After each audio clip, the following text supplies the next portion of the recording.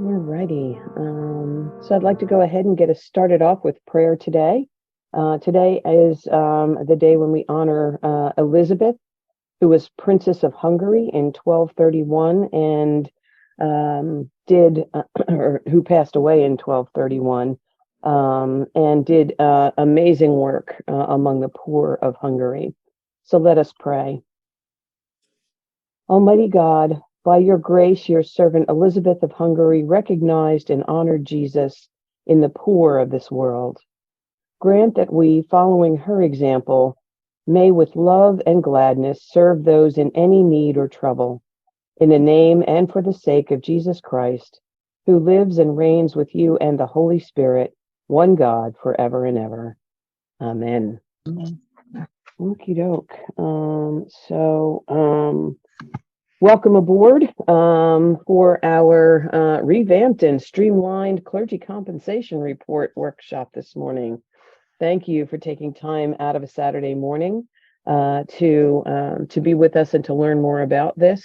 And we look forward to, again, our aim by the end of the workshop is that you would be able to, pretty much have figured out what your clergy compensation report and projection are going to look like when you get through with them. Obviously, some of the numbers have to wait until the end of the year before you're finally done, or maybe you do know them in advance, but hopefully by the end of today, you will be well on your way to having these reports under your belt. So immediately after the first of the year, they'll just be a quick thing and you won't even have to worry about them anymore.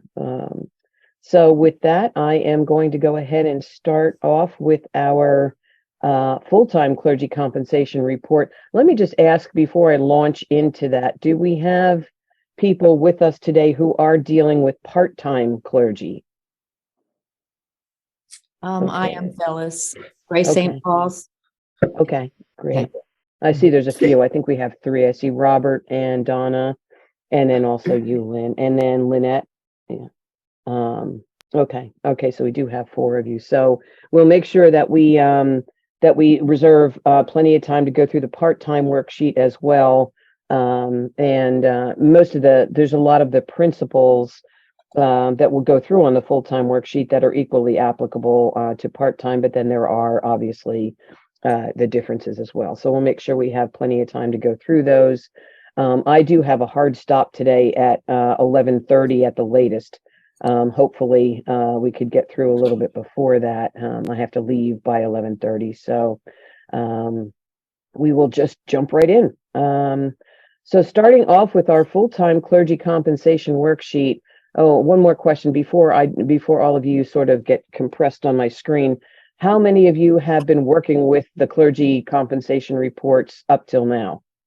So you're familiar with what the old ones used to look like? I did it last year. Okay. So I see quite a few of you. Okay, that's great. So a lot of the principles underlying the worksheets have not changed. What we really tried to do with this worksheet was just tried to make sure that, excuse me, that may happen a couple of times too, is just to make sure that we, or to try to streamline it so that there weren't, you may remember from the prior worksheet that there were basically 4 different tabs that you have had to enter things on. And what we really tried to do with this particular worksheet is to condense it down. So there's really only 2 tabs that you have to enter anything on. And basically only one where the major part of the entry is occurring. So we have what we now call the entry form, which also down below has the different reports that you're used to seeing. Although these reports were on separate tabs before, now everything is all consolidated onto this first tab, so that when you get done entering the amounts that are up here in the clergy compensation entry form, these reports will self-populate. One of the other things that we've done this year that's different is that we have basically locked the cells that you're not supposed to be entering anything into, which includes all of these down here. Like if you click on the worksheet on these forms, and hopefully maybe you had a chance to download a form for yourself to just kind of play with from our website, because they are posted up there. If you try to click on any of these cells down here in any of these reports, it will not let you enter anything in there anymore, because these are where we store all the formulas that make sure that the proper numbers from the entry form are being carried down, and that we preserve our formulas for SECA, pension assessment, things like that, so that those don't get inadvertently written over or changed in some way. So with that said, up here at the very top, we have this section over here at the left-hand side, which is the church and clergy details, which is just where you put in all of the information about your church, your clergy person's name. This box over here is a required entry. This is the important entry of the years of credited service from the church pension group. So for those of you who may not have been through this workshop before, every year your clergy person receives a report from the church pension group that gives them their years of credited service. And that is the number that needs to go into this box, because our years of credited service minimum calculation over here is it operates off of the number that is entered in here. And so this is something that we do require as an entry in order to compare what's being paid against what our diocesan minimums are. And then we have the other information that we are requesting here. I had been informed that, and correctly informed, that this date of diaconal ordination on the form that's on the website right now is a locked cell. So I have to get that corrected on the form that's on the website. I will do that soon. But everything up in here you can enter. You can see as I'm going through here it's allowing me to make these entries in here if I so choose. So if I have, I'll pick on my own church. If I could type. And then we're in Pennington. And our clergy person is the Reverend Ophelia Laughlin. And then I'll just, for example purposes, I'll just put in 15 here. And then the rest of this, you get the idea. I don't know all of this data off the top of my head, but I would enter all of this here. Name of person completing this form.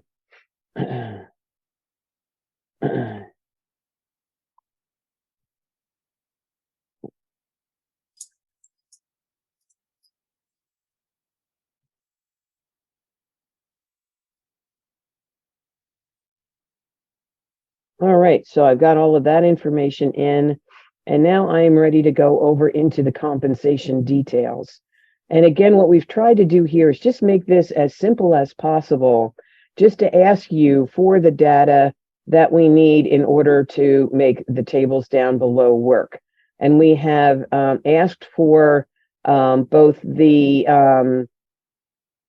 22 and the 2022 and 2023 data just right next to each other. Okay, so within each one of these categories, and again, I'll just go down and do a quick example. And these are not real numbers. I'm just pulling these off of the top of my head. But in our particular case, we do not provide a rectory for our priest. And so I am just going to start off by saying that the 2022 cash stipend was, let's say, $52,000. You see now that once I put this 15 number in here, these numbers automatically populated. Okay, that comes off of our chart calculation that increments the base salary by 2.5% per year for the first 10 years, and then 2% per year for the second 10 years. After 20 years, there's no longer a requirement to increment for the year's accredited service minimum, although we do very much encourage congregations to continue to do so for the years of experience for their priest. And just so that you get an idea of how that works, those of you that are familiar with our old, format for this form, may remember seeing the comp chart and the definitions, which we have now separated from the entry form to be its own separate tab. So if you do need to reference it, you can always go here. So many of you may remember seeing this particular sheet as the first one that used to come up. And it's still here. So if you still have questions about what our cash stipend base is, and I should note that it has increased for 2023. So these are the numbers for someone with 0 years of credited service. Somebody straight out of seminary, basically, or out of our school for ministry. And so for a curate or an assistant would be 34,600. And for any of these other 3 categories would be 37,400. So when I talk about incrementing for 2.5% for the first 10 years per year for the first 10 years, and then another 2% for at least the next 10 years, if not beyond, that's what I'm talking about, is incrementing from this base salary. And so you can see that this is the sheet where when you put that 15 in on, or whatever number you put in on that first sheet, it will automatically increment these numbers, which will then automatically populate back up here. And Michael, I see you've got your hand up. Well, how can I help you? So I was wondering if there's a glossary anywhere, because as I'm looking at this sheet, there's lots of things that when I look at this a month from now or for the first time, people will not necessarily jump out at me, like insurance premiums. Is that life insurance? Is that health insurance? Is it life? Is it both? Is it rectory? Is a subsidy the same thing as an allowance? Is et cetera, et cetera. So I'm wondering if there's a page somewhere where all these terms are defined. Yep, yeah, there is, and it's this one, this third page. So you can see that there's the first section that's underneath this chart that's up here. This chart really is designed to tell you how these different types of things are, what they include and how they're calculated, as the case may be. So you can see up here in the chart that we have, we start out with the cash stipend. This includes all of the compensation components. We start out with the cash stipend. We increment it for the year's accredited service. And then we have the housing equity or the housing subsidy. And so it talks about here where there's a rectory provided, the amounts that are applicable. And if you go down further into the definitions, you'll see here. So here's what a housing equity is. Okay. And this is, so what it tells you here is that it's an amount with a minimum of $2,500 that we pay to clergy when we provide them with a rectory.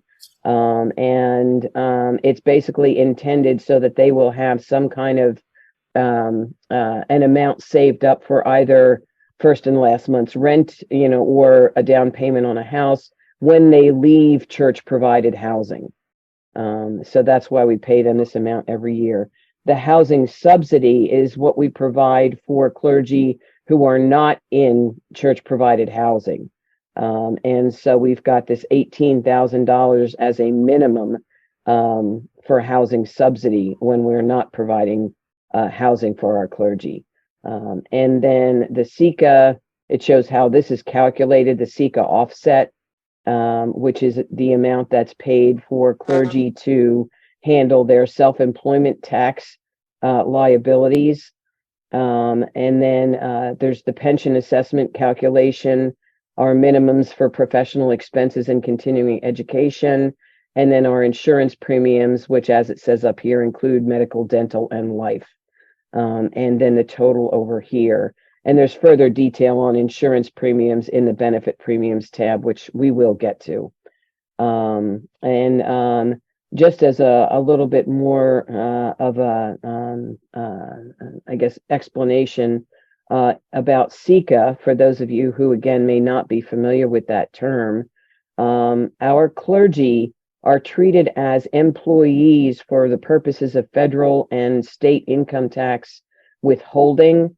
But as far as Social Security and Medicare, they are treated as self-employed people. So they do not contribute into FICA, which we all are familiar with as lay employees.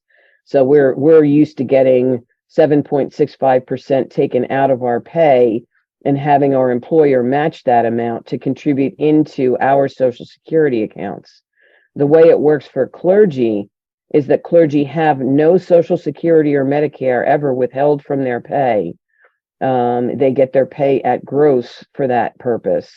This SECA offset is basically our equivalent to the employer match 7.65%, which we pay to the clergy, not to Social Security. So because clergy are treated as self-employed people, they get to keep what would normally have been withheld from their pay, and they also get this quote employer amount unquote paid directly to them, because they have to, on their own individual income tax returns, pay what they call self-employment tax, which amounts to the 15.3% that goes into Social Security for their Social Security accounts. But it's called SECA, not FICA. And that's just really important to sort of understand the different systems that are used as far as our clergy are concerned. Henry, I see that you have a question.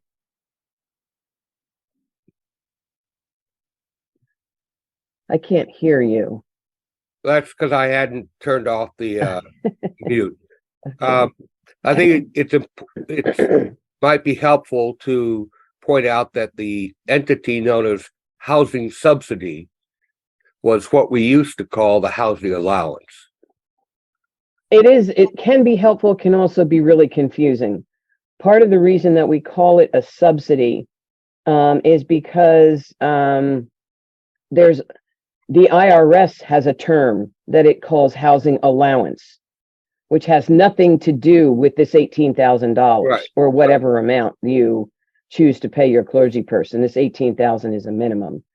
The IRS housing allowance is a number that is determined between the clergy person and their vestry every year. It needs to be a vestry resolution every year that doesn't need to be equal to the housing subsidy. Yeah, no, I was just pointing out that in past worksheets for people who have been using it, we used to call it the housing allowance, but we actually call it the housing subsidy now. Right. Yeah. And that's part of the reason that we got away. I think we've been on subsidy now for at least 3 or 4 years, which I think last I heard in church speak means forever, right? Once you do something 3 years in a row, we've always done it that way. So, Yeah.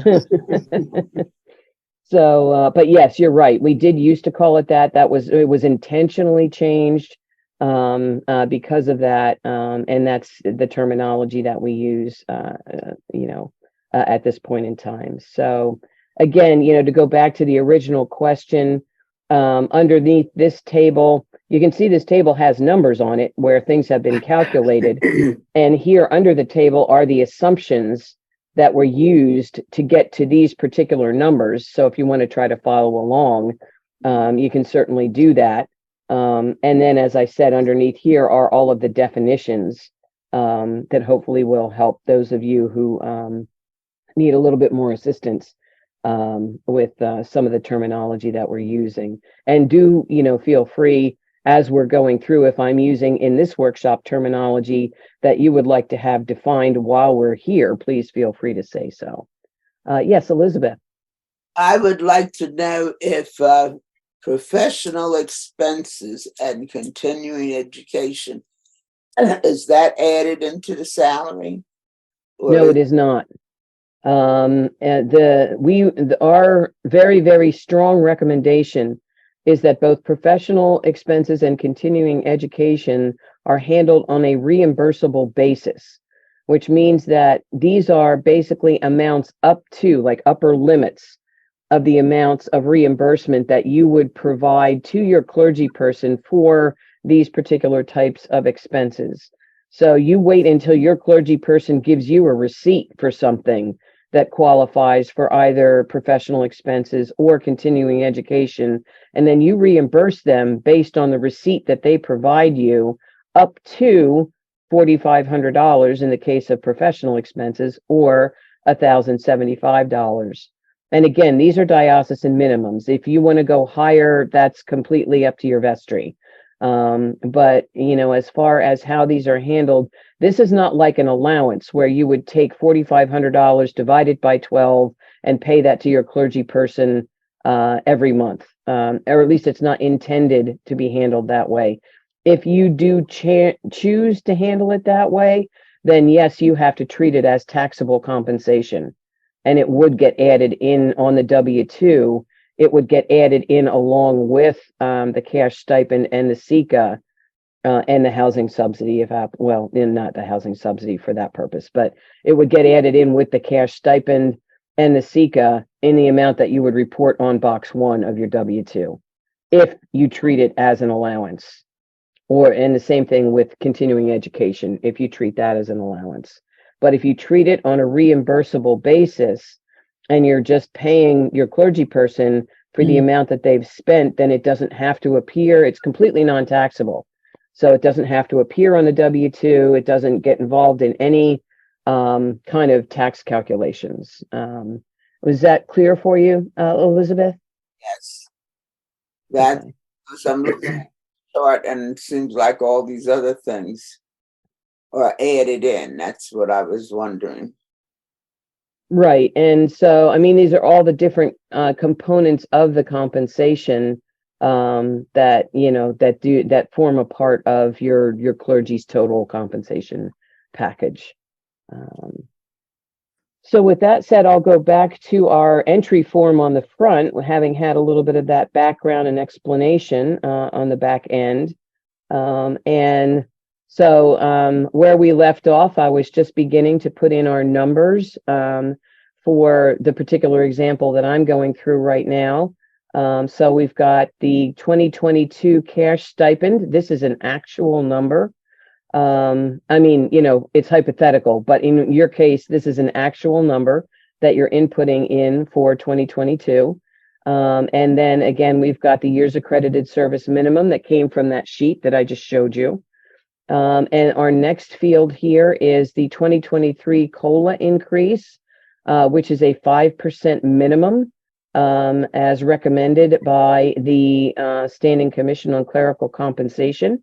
This is an amount that when the Standing Commission on Clerical Compensation recommends it, they recommend it to Diocesan Convention, which is convention has the authority to actually approve it. Once they approve it, it becomes mandatory, and it is retroactive to January 1st. That's one of the weird things about having a March convention, is that we can't actually get their approval until March, but it is for a calendar year. So once they approve it, it becomes retroactive to January 1st. I have never in my experience of 12 years seen convention not approve the recommendation of the Standing Commission on Clerical Compensation, and I've never heard of it being done.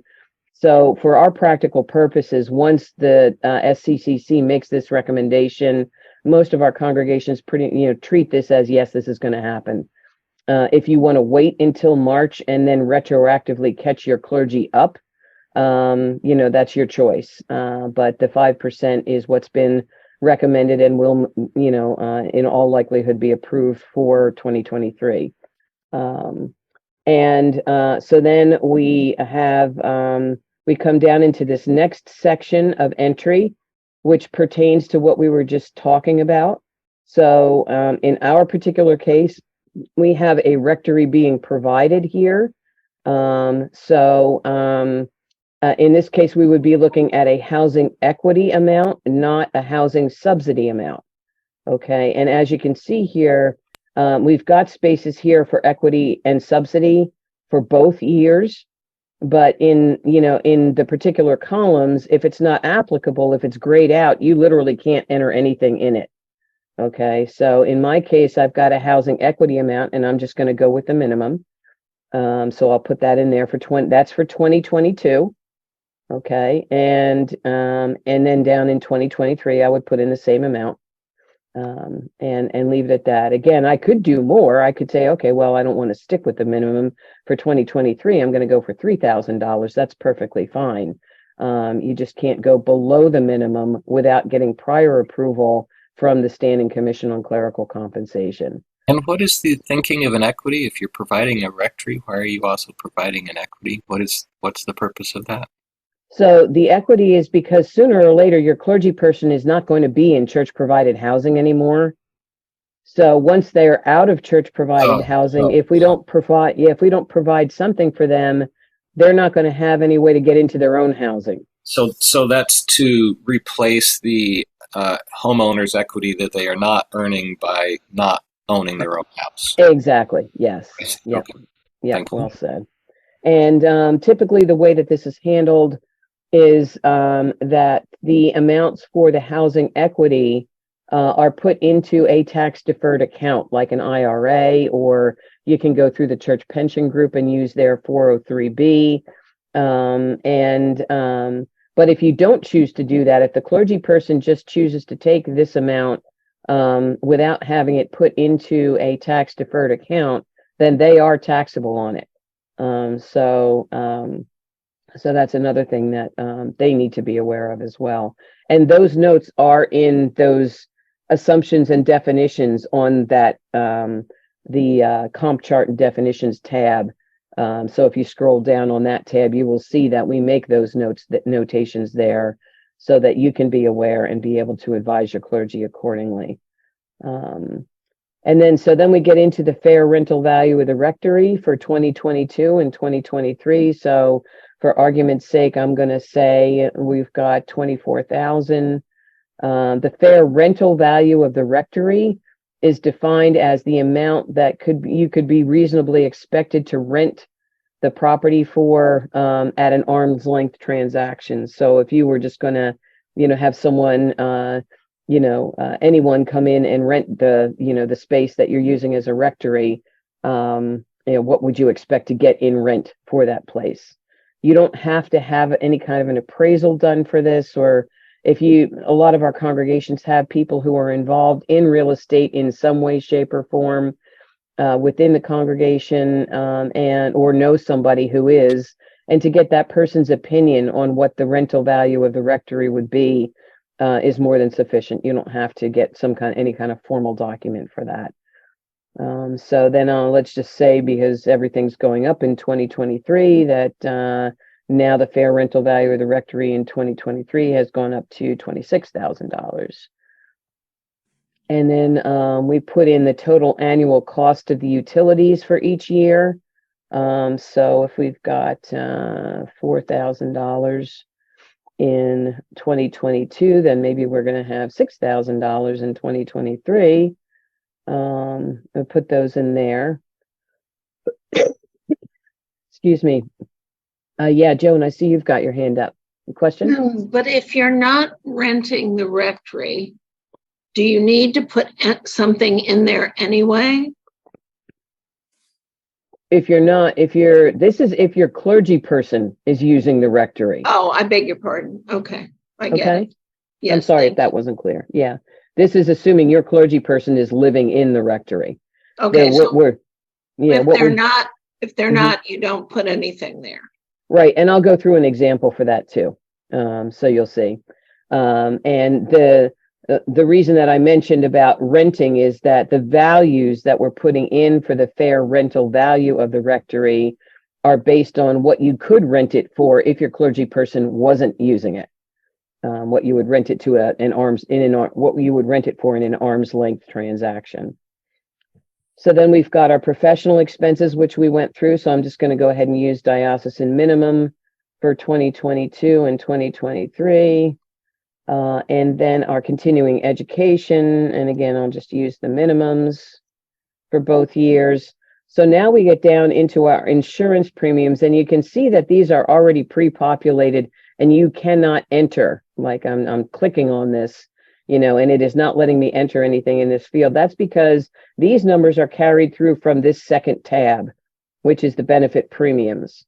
And so the benefit premiums here, we lay out for you all of the different premiums on the different plans that we have as a diocese. And then you enter into these boxes here the amounts for the plans that you have for your clergy person. All of our clergy people, excuse me, are required to have life insurance. And so almost all of them are in this $50,000 benefit because they're under age 70. So for my example, I'm going to use that for 2022 and 2023. The annual rate is $228 for both years. So I'm going to use $228 for both years. And then the dental insurance is based upon the level of coverage needed, whether it's single, two-party, or three or more party. In my particular case, I'm going to use two-party because that's what we've got. And I do apologize, and I'm almost over this. Hopefully by the next workshop, people won't have to deal with this. So we have a $1,222.80 annual rate for both 2022 and 2023. So I'll put those numbers in there. Whoops. And then the health insurance cost, our diocesan base plan is this plan that appears first here, which is the one that we are required to provide to our clergy at whatever level they need it, whether it's single to adult, parent, child, or family. Although churches can choose with the, if their clergy agree to be insured under one of the other plans that we list down here. But this is the required minimum that we have, or the base plan, what we call the base plan, which we typically see most of our clergy and churches participating in. And so in my particular case, we've got two adults. And so I'm going to enter in for the insurance cost for 2022 would be $27,048. And then for 2023 would be $28,176. And that gives me my numbers for my insurance cost, which then if you go back over here to the entry form, you can see pre-populate in these fields where we need them to be. And then if you have any other kinds of compensation, if you paid a bonus or anything like that, those numbers would go in here. And then there is a note down at the bottom that this chart doesn't take into consideration any income tax ramifications from other compensations. So that would be something that your clergy person would have to account for. And I am going to go back up into I think into my professional expenses and my continuing education for 2022 and 2023. I'm sorry, for 2022. To make one other point here, we do need to, for 2022, what we are looking for in your professional expenses, the amount that you're reporting here is the actual amount that you paid. Okay, so I sort of assumed in my example that I had hit the maximum. Maybe I didn't. Maybe my clergy person only asked me for $3,000 in 2022 in reimbursable expenses. If that's the case, then that's the amount that would go in here. And same thing for the continuing education. Maybe my clergy person only asked me for $900 worth of reimbursement. So we would put the actual amount for 2022 into these boxes, even though for 2023, we would still want to budget for at least the minimum. Okay, so we would put the minimums in for 2023, but in 2022, we're just reporting the amount that the clergy person actually spent and that we reimburse them for. And that pretty much takes care of filling out the entry form up here at the top. And so now we can scroll down and we can see that on the appropriate line, which was our vicar, rector, priest in charge, or interim rector with a rectory provided, that this particular row has now populated. So here we are in the 2022. This is our 2022 clergy full-time compensation report form. So this is the report that the Standing Commission asks you to provide every year for the compensation that's paid to your clergy. So it's taking all of our 2022 numbers here and including them, and it's also doing the calculations for what the SECA should have been and what the pension assessment should have been. You know, so those are numbers that you want to compare against the amounts that you've actually paid, just to make sure that you're in agreement. If you have questions about any of the numbers that are showing up here, or if they're not in agreement, what you do about them, because again, I'm trying to click on all of these fields here. I can't do it. You can't enter numbers in here, and that's on purpose. But if you have questions, as we say down here, this form is completely self-calculating and not intended to need manual adjustment. If you think it's incorrect or needs to be adjusted, please contact Pat Hawkins. Pat's our benefits administrator. She's really great with this kind of stuff. And so if you're coming up with something that doesn't look right or that you don't understand, then you can feel free to contact her and she will help walk you through it. And that also helps us, because Pat is a member of the Standing Commission on Clerical Compensation, in addition to being the chair of the Benefits Committee. So when you're doing this, and if you come up with an issue or a question and you're coming back to her to get it resolved, then we're learning about what the issues and questions are that you have. And so that's also very helpful for us. That's good information for us moving forward, so that we can continue to refine things and make things easier for everybody to understand and work with. And so then also we can see, excuse me, down here in the next table is the compensation projection for 2023. So this is now what you're going to use for budget purposes.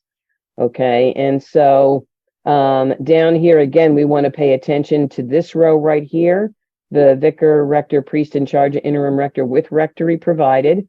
And what has happened here is that in this column, what the entry form has done, or what this chart has done, is it has taken your 2022 cash stipend entry and incremented it by the 5% COLA. That's what that calculation is.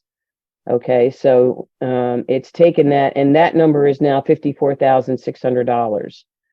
And then our 2023 base stipend, which is based on the years of credited service minimum, is the 51,303 that popped up after we put in the 15 years of credited service.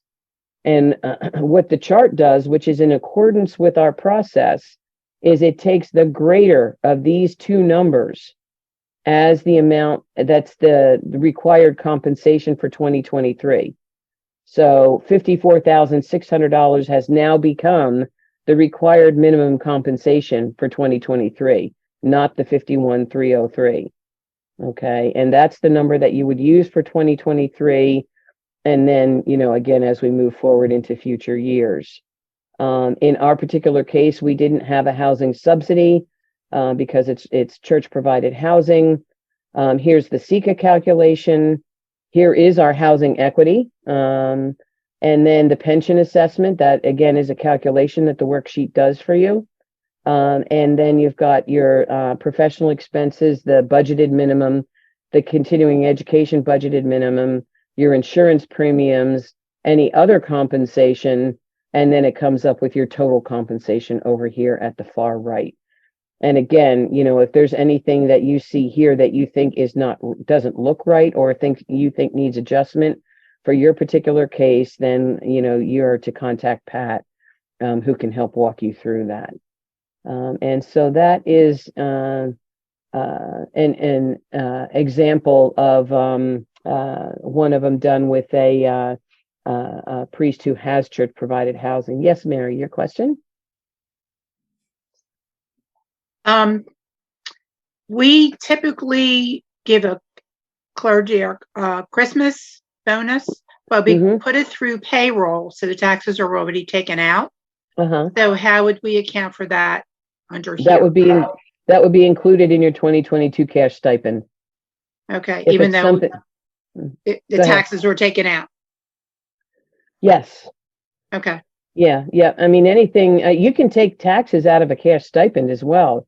Your clergy person can ask you to have federal and state income taxes withheld, even from their cash stipend. They don't have to if they don't Mhm. want to, Mhm. but they can request that you do that. Mhm. And so the bonus would be no different. There should still not be any Social Security or Medicare withheld from the Right. bonus. Yeah, Okay. we've made that clear with them. Yeah. But, Okay. Okay. Yeah. Thanks. Pat, or Mhm. Phyllis, can I just remind everybody that that bonus, that Christmas bonus, goes actually under the last box in the column that reads other bonuses. It doesn't go up into the stipend box. Well, that actually would depend upon I mean, if they're including it and they want to have the taxes taken out of it that way, because if we put it down in the other, yeah, I mean, I guess I could see that. It would probably still be okay to put it down in the other compensation area, because if you put it into the cash stipend, it's going to calculate, it's going to use that in the calculation of the COLA increase for the subsequent year. You might not want that. Yes. And so you can put it down in the other compensation. What that basically means is that this sheet is not going to calculate the tax ramification of that other compensation. But as long as your clergy are accounting for it, then that's not a problem. We could Thank you. certainly thank you for that, John. Phyllis, And- it's Sally. I have a question. Sure. It's under the benefits. Mm-hmm.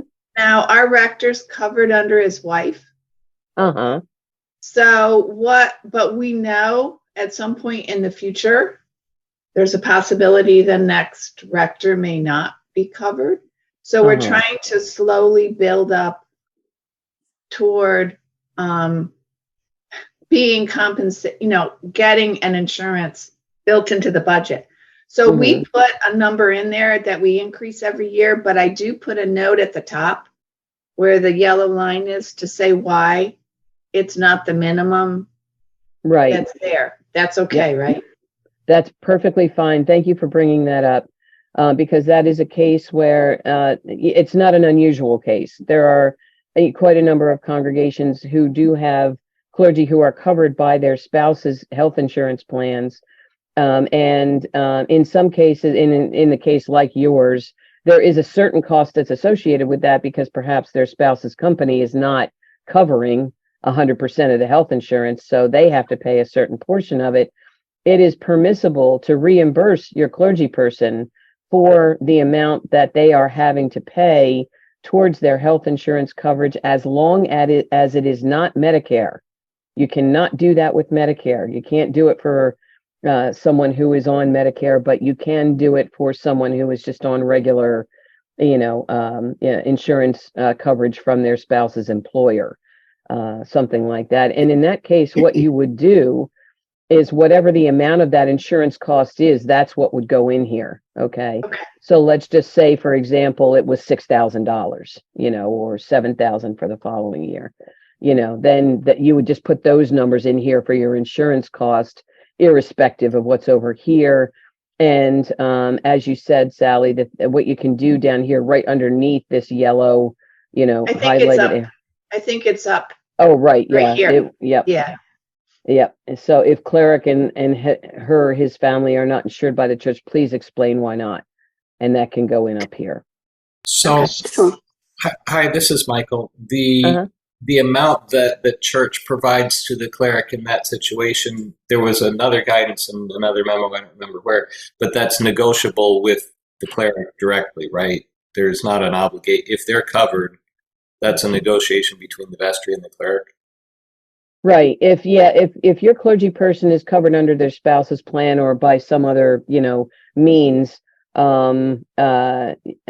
which is allowable, under our canons, then yes, you can negotiate Okay. with the cleric, what the And by reimbursement would be. negotiation, we're not being mean. We're saying how much do you need, and then but it's not set. It's not set anywhere. That's an agreement between the vestry and the cleric. Exactly. Yeah, we don't regulate. We don't have a minimum for that because it's just there's so many different situations we couldn't possibly anticipate all of them. Okay, thank you. Yeah, Joan. Yeah, so I'm a little confused. Nothing unusual there. So this, in my head, is saying this is a reimbursable expense, not income. What am I missing? You mean as far as the insurance is concerned? I mean, if we're writing a check for a reimbursement to the cleric or their spouse for the non-coverage, my head's telling me that's an expense item, not an income item. Am I missing something? It is considered compensation. It is. To your clergy person, yeah. So, and it's not taxable to them, and that may be where your confusion is coming in. Just like just as if your cleric were on the diocesan plan, the amounts that are paid for the premiums for the diocesan plans are not taxable, and neither is the reimbursement for premiums, but it is considered compensation. All right, that's where my head was. Yeah. Thank you. Okay, no problem. Any other questions? Yes, I have a question. Sure. Our priest is part-time and he's covered under his full-time job. Mm-hmm. So do we reimburse him or is there a cost to us? I mean, how's that handled? And that's negotiable. Okay. That becomes negotiable, especially in the case of part-time clergy. Okay. That's a negotiable amount. So in that case, it would be income?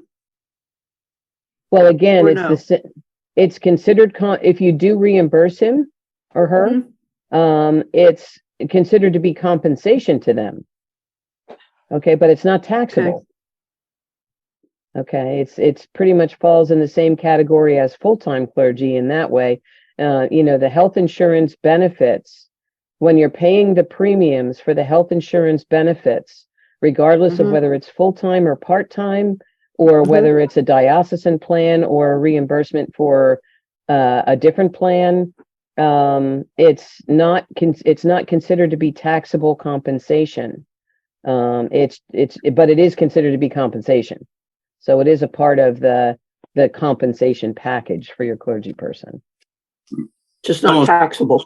I can just mention, we're talking really about budgeting here for the congregation.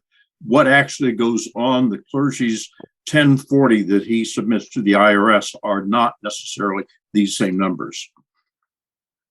Well, and I mean, what I would say there is that the amounts that we're showing here that have to do with cash stipend, SICA, housing subsidy, if there is one, they are amounts that should correlate to what appears on a person's W-2 form.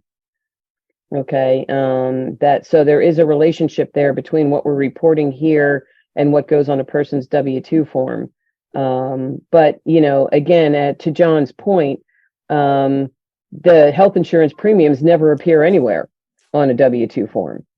And if the professional expenses and continuing education are handled in a reimbursable way, they also don't appear anywhere on a W-2 form. Neither does the pension assessment, although there's a box that you have to mark that says that the clergy person's covered under the plan. But you don't have to report the amount. And the housing equity, if it's made into a tax deferred account, also doesn't appear on a W-2 form anywhere. So, but the cash stipend and the SICA and the housing subsidy, if there is one, are all they should correlate to what you're reporting on your W-2 forms. Mike, I see you've got a question. Yeah, I think I found a calculation error, but maybe you could clarify. And I'm looking at the part-time clergy compensation form when I Oh, enter okay. in professional expenses. Could we hold off on that one? Because I want to go through that form. Sure, with you got folks. it.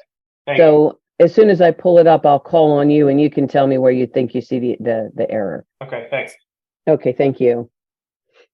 Anybody else on the full-time compensation report form? Okay, so the only other thing that I just wanted to run through really quickly is that, if you've got an example, just to go through really quickly with similar numbers where you have a rectory that's not provided, then you're just using the appropriate column for that. And as you can see here, you're no longer talking about a housing equity, you're talking about housing subsidy. Okay, and so for our example, I'll just use the minimums, or I'll use the minimum for 2022, and then I'll bump it up a little bit for 2023. And then you don't, all of these amounts for fair rental value of rectory and all that no longer apply, so they're all grayed out, and you can't enter anything in there, even if you wanted to. And then we have, all of these numbers here, which we can put here, get rid of them over there. And then these are the numbers, based on what I was kind of playing around with over here on the benefits sheet. So you can see they've changed because I changed those numbers, which would then, be the, and then let's just say for argument's sake, we had, some kind of a bonus or something that we wanted to put down here. So we'll do 500 and we'll do 1,000, just so that you can see how that shows up. And now you can see that the report is showing up in the appropriate row down here for the 2022 report form. So we've got the cash stipend, we've got the housing subsidy, the SECA calculates, we no longer have housing equity, pension assessment calculates, professional expenses based on what I input, insurance premiums based on that sheet, other compensation is now showing up. And then you've got your total over here. And likewise in the projection form, now we're down on the next row. We still have our same calculation that was done. That's comparing the cash stipend with the COLA increase to the base stipend based on years of credited service. We have our housing subsidy, the SECA calculation, no more housing equity, pension assessment, professional and continuing ed expenses, insurance premiums, other compensation, and then the total compensation over here. So you can see that we've, basically set this up so that as soon as you input everything that you need to up in this form, that table will take care of itself. And then if there's anything there that you have questions about or you think needs to be adjusted, please do contact Pat. And I will also say, when you download this for yourselves, I downloaded it and then moved it to a different version of Excel, which is why you see some of this formatting looks a little squished and weird, because it did some things when I did that I wasn't expecting it to. So when you actually download this for yourself, it should show up, so that you're not having to try to read squished things in here. If it doesn't, let me know. And before we move on, I also realized that I was remiss in perhaps not introducing John to the rest of the group who's here. John is our chair of the Standing Commission on Clerical Compensation, who's been doing a wonderful job in keeping us on task and actually sort of provided us with the instigation and momentum to streamline this form so that we can try to, make it easier for people to work with. So thank you for all that, John. Thank you, Pat. Phyllis. So with that, I think I would like to go ahead and move to the part-time compensation worksheet. There we go. Okay, so now we're up with this one. So yes, Michael, please tell me, where do you think you saw an error? It had to do with professional expenses, how they're calculated. So once I enter in, once I enter in the, let's say the actual for 2022, then down below in the chart for the 2022 part-time clergy compensation report form, it's actually taking a fraction of the value. It prorates it. It prorates it. Yeah. Okay. Right, because when we do, and you're right about that, that I would need to correct. I'll have to unlock that cell and correct it. So thank you for pointing that out. Because when we use the 2023 budgeted amounts, then the proration is accurate. But if you're Right. inputting the 2022 actual amounts, it should not be prorating that number. Okay, So I will definitely make sure that we take care of that. thanks. Thank you. Appreciate it. And so moving through this, again, we've got the same, details over here that we went through in the full-time clergy compensation sheet. The difference with the part-time compensation is that we have, and again, we have here on this third tab, this same description and example sheet that we had for the full-time calculation that goes through all of the assumptions and definitions that relate to part-time clergy compensation, the primary one of which is work unit. Okay, we didn't really talk about work units that much for a full-time clergy person because they are assumed to be, by the virtue of the fact that they're full-time, it's assumed that they are working 12 to 14 work units per week. And a work unit is defined as a block of time, typically about 2.5 to 4 hours long, that's intended to represent a morning, an afternoon, or an evening. And this was, envisioned quite a while back by the commission as a good way for people to try to organize, their expectations for their clergy as far as their work was concerned. So you can see here that under definitions, that definition is right here, in case you need to look it up again. So anything 12 work units or more is considered to be full-time. Which means that basically a 3/4 time position would be 9 work units, a half-time position would be 6 work units, a 1/4 time position would be 3 work units, but you could have 4 or 5 or 7, depending upon what the hours that you're expecting from your clergy are.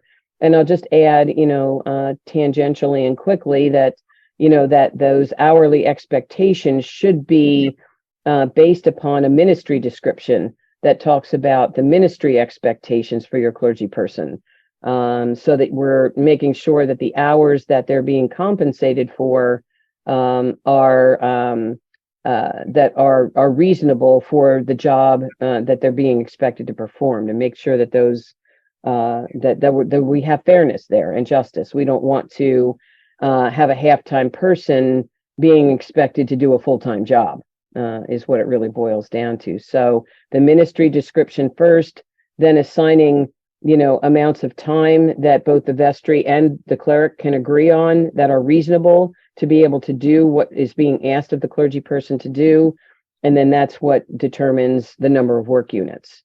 And so our clergy compensation for the cash stipend is based upon work units. It's a number per work unit.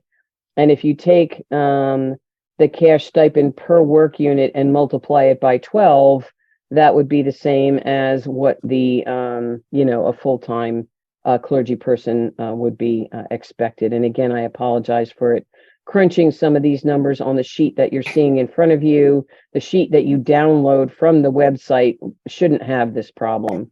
So then back to the entry form here. Hopefully back to the entry form. There we go. Then what we have when we're the only two categories of clergy that we have for part-time are active and retired, because we do have, a fair number of retired clergy who are functioning as part-time priests for us. The major difference being that for retired clergy, you are not required to pay into pension for them. So there's no pension cost there. The one thing I should go back to on this part-time compensation chart before I move away from it is that you can see here that there are categories for part-time that are negotiable, that were not negotiable for full-time priests. So there's more flexibility intentionally associated with part-time clergy than there is with full-time clergy. So your housing cost, whatever you decide to,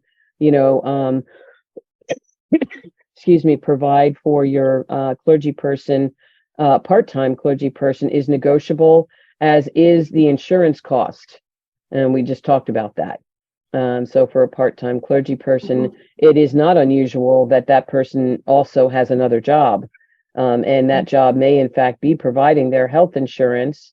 But if there's a cost associated with that health insurance, you might want to consider, covering the cost of that for them. But you don't have to, it's negotiable. So moving here, the principles are pretty much the same as from the full-time worksheet. You're going to put in your cash stipend per work unit.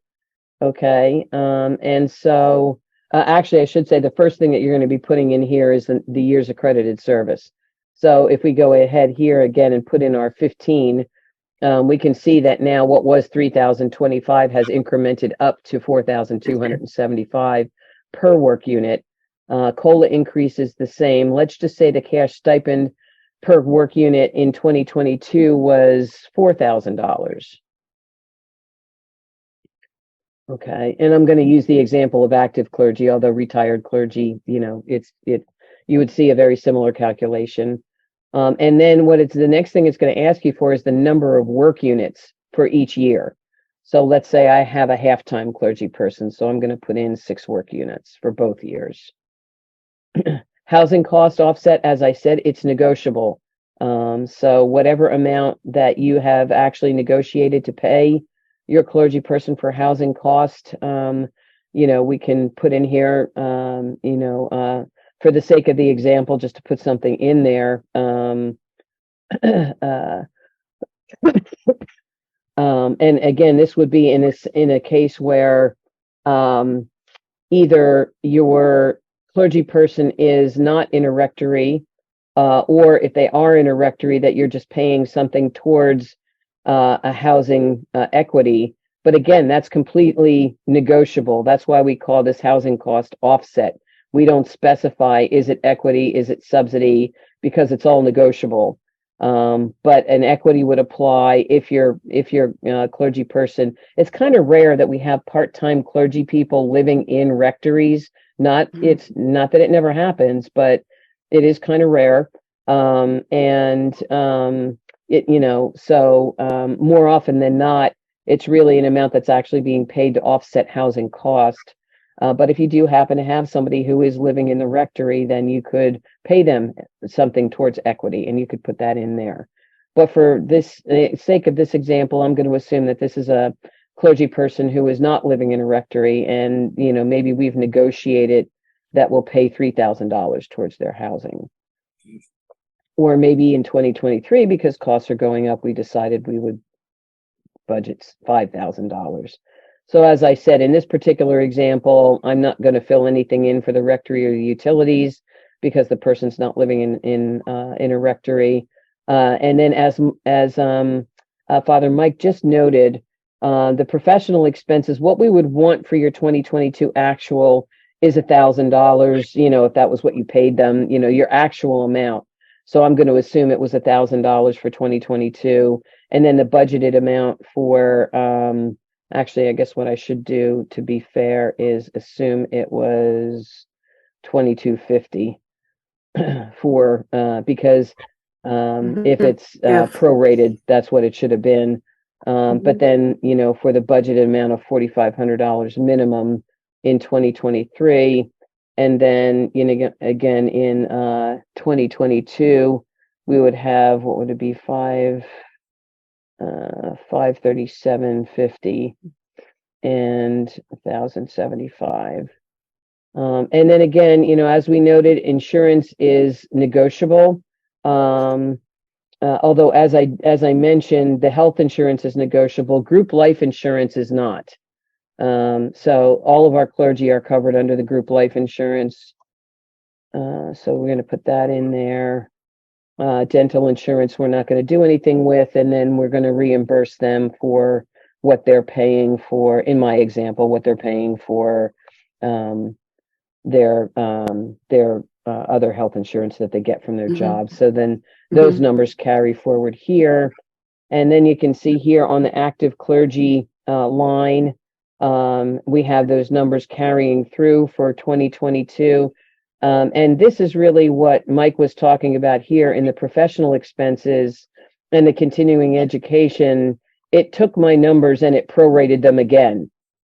Okay, the calculation did, which is not correct. That's something that we'll fix on the worksheet. So that because this is an actual expense for 2022, you should see here the 2250 and the 53750 that you actually entered in, because that is your actual expense. But then down here on the projection, you can see that those numbers are accurate because it is doing the proration for you. Okay. And here again, what happened, with the cash stipend and the base stipend based on years accredited service, you can see here that the base stipend based on years accredited service in my particular example happens to be a little bit higher than the amount of the 2022 cash stipend multiplied or, increased by the COLA increase. So this 25,650 number is the number that the chart is going to use to calculate all the way through here. And that's the number you need to use as your minimum. And then we had the amount that we agreed to pay for housing, the SECA calculated, pension calculated, and the prorated professional expenses and continuing ed, and then the amount of the insurance premiums. And then just to go through for comparison purposes and do the same thing in a retired clergy example. And then let's just move those over there.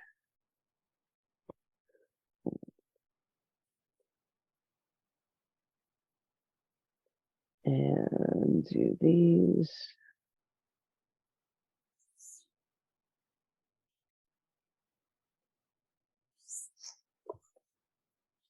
Then you can see again, it's moving it down into the proper line item. Still need to fix these formulas in 2022, and then down here in 2023,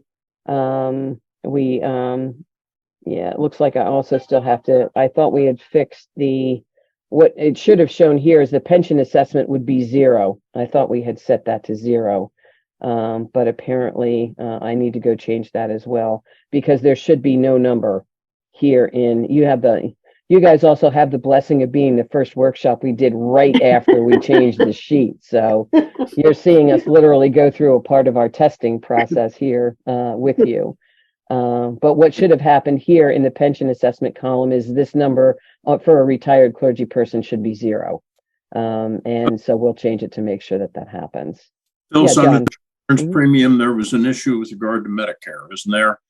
Yeah, Because the issue with the church numbers for retired, and they would be under Medicare, which is not reimbursable, right? Right, that's true. If they are actually on Medicare, and Medicare is the insurance that you're being asked to pay for, you can't do that.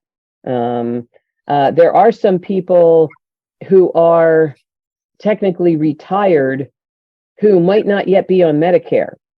Yep. So if the insurance, that's the main thing to be aware of, is if you're being asked to reimburse for any portion of anything related to Medicare supplements. So the person is on Medicare and, you're either being asked to pay for maybe the part that they have to have come out of their Social Security benefits to pay for the Medicare premium or any other Medicare supplement, you can't do that.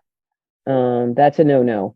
But if you're being asked if the person's retired for, purposes of Social Security or CPG, but they may still be working in another secular job and they're still getting their insurance from that job, and they're asking for some kind of a subsidy for that insurance, that's okay. It just can't be Medicare.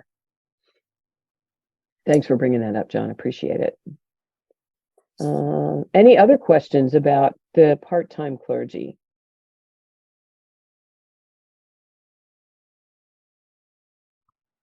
Okay, any other questions in general that anybody has? Yes, I have a question. What about unemployment, or either state or federal? Is Clergy Com So, subject? Unemployment, there's nothing about unemployment that would impact anything having to do with your clergy compensation numbers. Okay. Yeah, the I only didn't- thing that you would include in there would be just what's specifically pertinent to your package with your clergy person. But on the topic of unemployment, some congregations do choose to become a part of the New Jersey Unemployment Disability Program. You are eligible to be on New Jersey Unemployment and Disability. You do not have to be. Okay. We are exempt from that. We don't have to provide New Jersey unemployment and disability coverage for employees, but many churches choose to do so. And I think, me personally, we do it at the diocese. I think it's a wise choice. Okay. Can you speak a little on that, on the pros and cons? Because I noticed that we're not in the program, and as a layperson, I was like, how are we not paying unemployment? And then I said, oh, we don't need to, but I apologize, but if the rest of the workshop is over, can we discuss that a little? That's the question I had.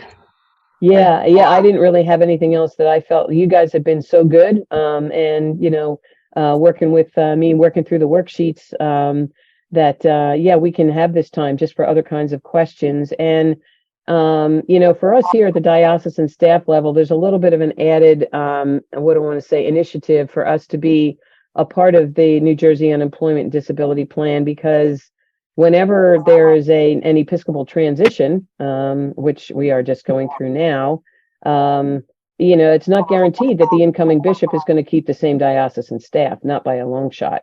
So it really behooves us to be able to provide. It's a really minimal cost because, again, unemployment and disability a lot of times are associated with various risk factors in certain industries. So each industry has its own sort of rating, based upon the rate at which people become employed or disabled or whatever. Obviously, for us, that's a really, really low risk rating. Our premiums are minuscule. And so for us to be able to provide that coverage for our staff in the event that we do become unemployed or disabled, that's definitely, I guess, the short answer to your question, Michael, is just the cost benefit, the benefit or the potential benefit to your employees, should they become disabled or unemployed for any reason, or disabled for any reason or unemployed due to lack of work, that for them to have that sort of cushion of unemployment and disability to help through the time period until they can find new employment or until they can, help get through disability. It just, again, it's a substantial benefit for really a very minimal cost. And that is the heart of the reason why I encourage our congregations to provide that as a benefit for their employees. May I add Joan. something? I saw Joan, then I'll get to you, Martha, okay? So I have two questions. One, do you have to be full-time to participate in that program? No. So it would cover a part-time parish administrator, for instance? Yes, it would. Mm-hmm. And then how does one sign up for it?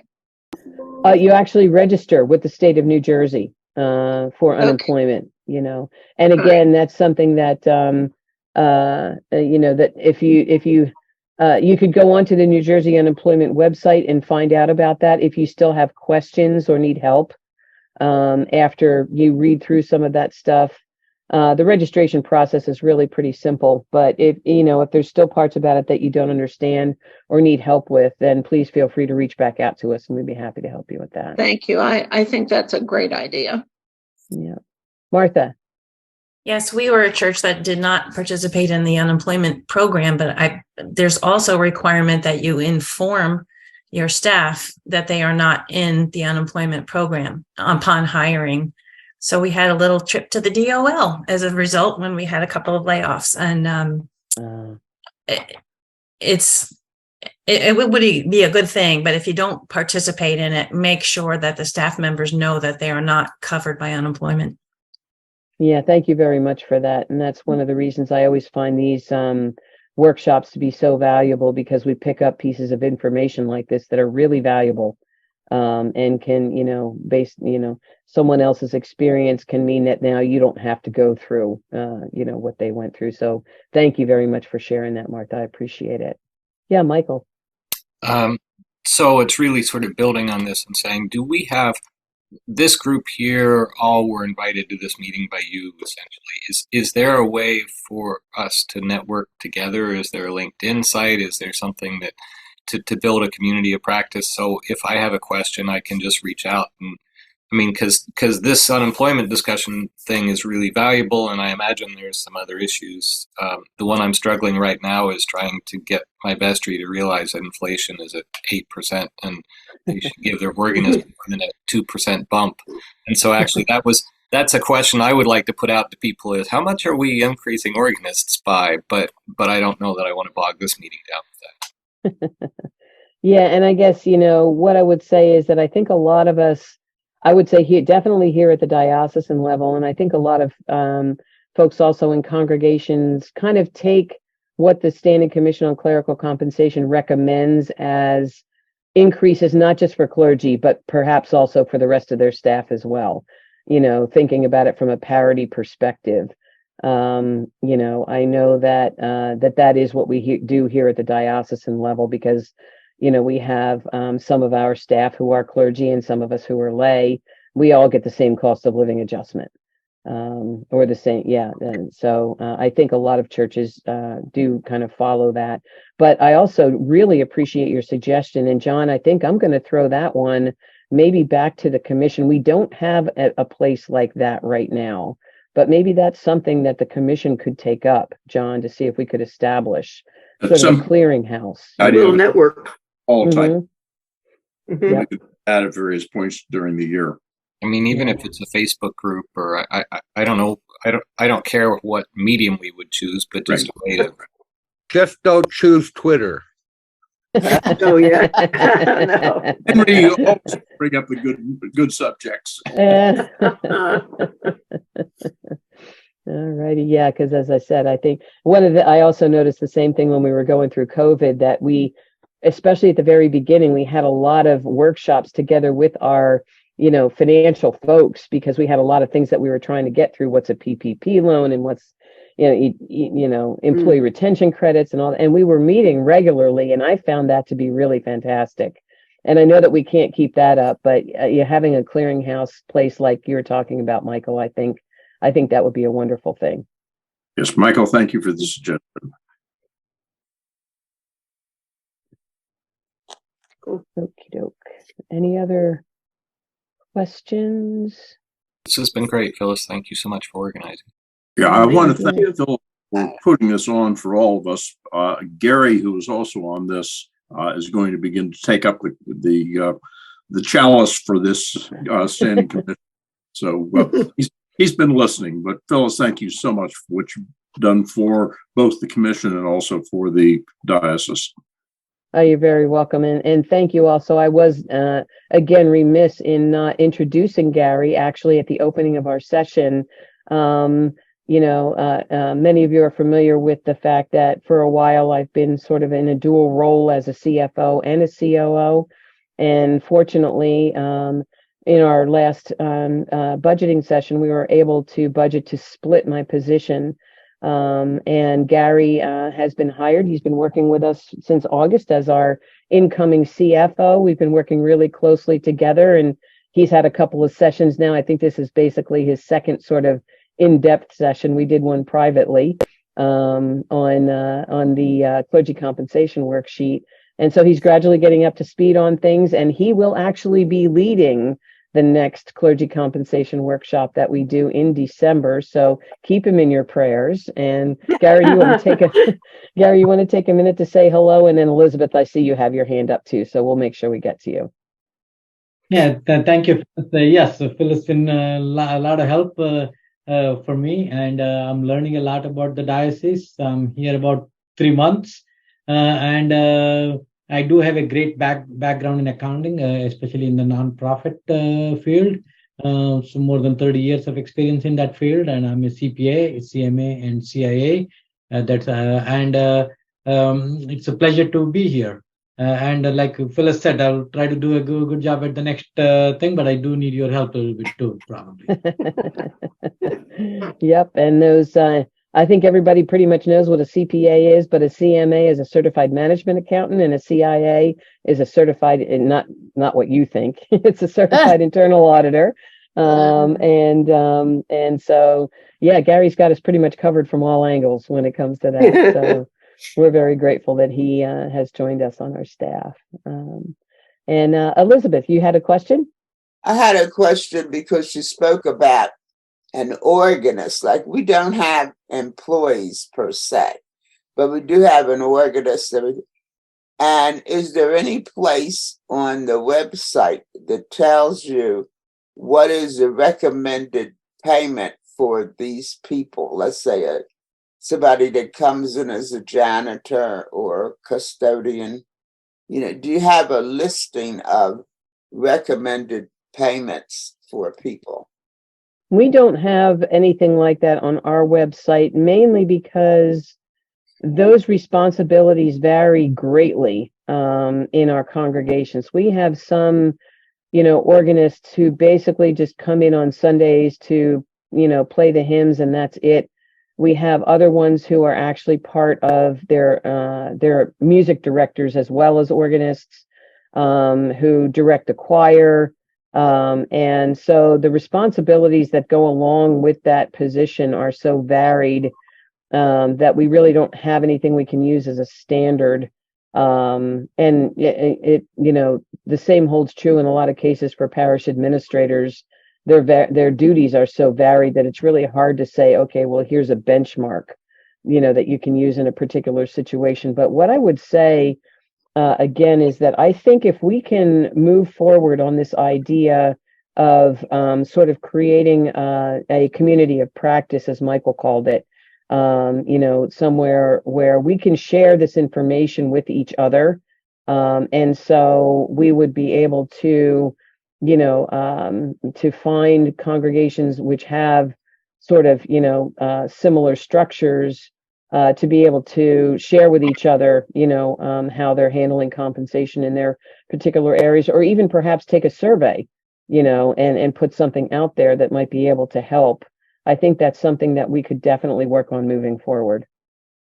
Just as a point, because we're going to start a search for an organist too, because ours is leaving, but I believe in New Jersey, there's an organist website that you could get that information from. Yeah, no. There used to be, and they got sued by the organist for essentially collusion, because they were by posting a salary, they were price fixing. And so now you go to the website, because we just hired an organist last year. If you go to the website, there's a document there about how they do not provide salary guidance. Oh dear. Which kind of speaks to the same thing that I was talking about. It's yeah. Which is reasonable. I mean, if you're the organist, you don't want an organ guild or in any way. You know what I mean? Yeah. Great. Well, thank you all very much. Again, I really appreciate you taking the time to be here this morning. It's been really enjoyable, working through this with you, as enjoyable as clergy compensation can ever be. And again, just, thank you so much for being here. If you have any other questions, please don't hesitate to reach out. We always want to be here for you. Elizabeth, did you have one other question? No, I'm just trying to lower my hand. Oh, I would just mention that one other thing, that is Henry, who's on the site, is also a member of the Clergy Compensation Commission. Yes, thank you so much for your service, Henry. Appreciate it. All right, well, have a wonderful rest of your weekend, everybody. And as I said, if you have any other questions, reach out, and good luck with everything. Take care. Happy Thanksgiving. Thank you.